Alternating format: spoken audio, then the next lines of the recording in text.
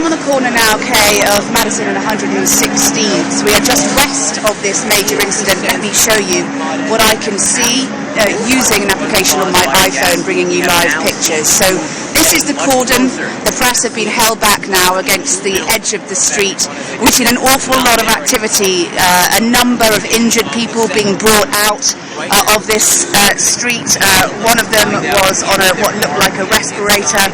There are still well over 100 firemen, officers attending. There is a mobile command centre that has been set up. The bomb squad from the NYPD has attended out of an abundance of caution. That's the official language, because we know that there has been a collapse. I have to move out the way now, sorry, Kay, to let an FDNY truck through. And there's been a huge amount of activity here, as I say. Let me just show you these pictures. This is a residential. So, as you may notice, there's an awful lot of smoke because this building might well be a number of buildings that have collapsed, actually, according to reports, has sent a huge amount of smoke into the air. We're all having to wear face masks to stop the choking smoke. Crews working in that area now under very difficult conditions. We've had reports of 11 people injured, minor injuries at the moment. We know that one person is being treated at a nearby hospital in an ER in the emergency room, the American equivalent of casualty, although that hospital has said it is expecting more victims. When you see those pictures from the air, it's hard to believe that there are only 11 minor injuries, and given the scale of the response to this incident, I think it gives you a sense of how seriously the authorities ambulance standing by. Let me just go on a little wander as we come through here. FDNY, fire marshals and officers huddling here in the corner, trying to get a handle on how to respond. You can see further up Madison a number of fire trucks waiting in the wings, as it were. This is often what happens when there is a major response. There will be a command unit somewhere in the vicinity, although it's hard to know where at the moment. Probably the FDNY will have taken the lead, given they were the first to respond to this incident.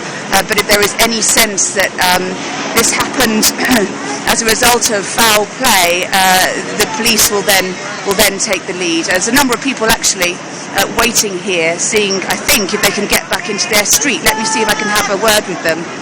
Excuse me, Adam, you're live on Sky News. Are you waiting to get back into that street? Do you live or work nearby? No. You don't? Well, did you see anything? No, I can't. They won't let us go any further. They won't let you through. Right, okay, sorry. I'm just trying my luck there a little bit to see if I can get some eyewitness accounts. We have had reports that people were in buildings nearby and heard a huge explosion with smoke billowing into the air. Some people described debris falling.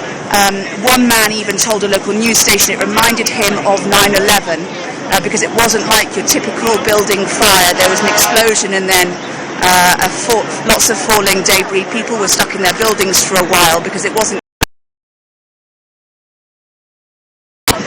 Roads around this area, 116th and Park, 115th and Park, have been closed down. The rail services in and out of Grand Central have been closed down because this explosion happened right next to the Metro North rail tracks, which is the main rail service into and out of northern Manhattan.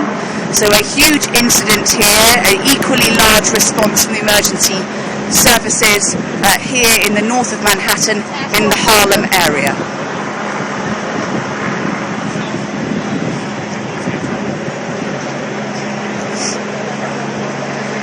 That's right.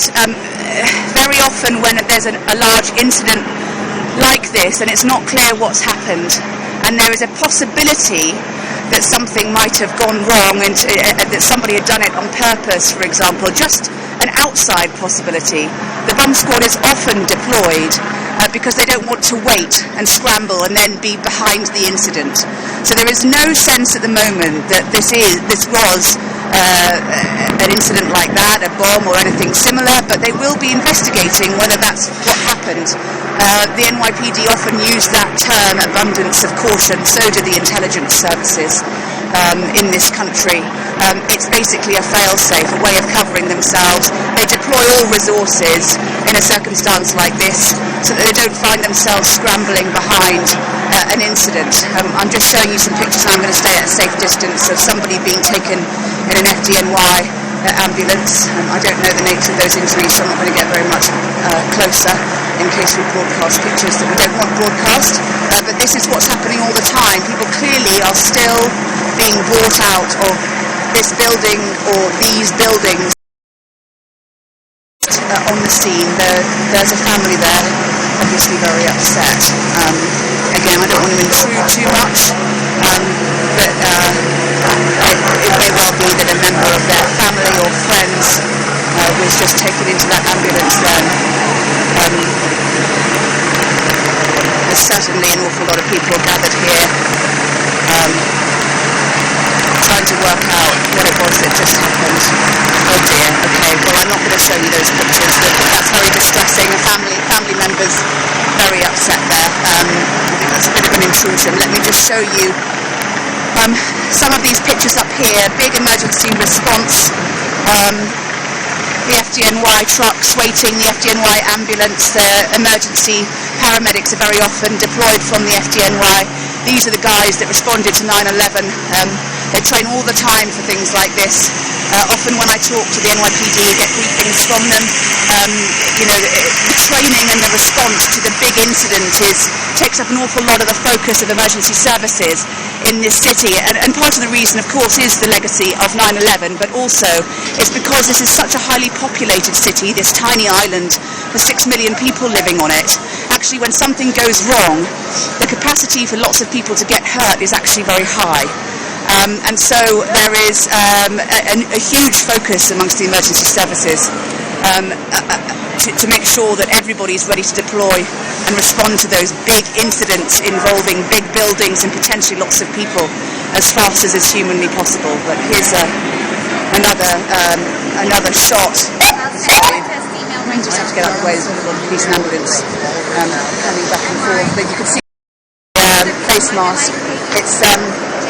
It's quite difficult to breathe even though it's clearing up. It's very, very smoky. This was a huge incident.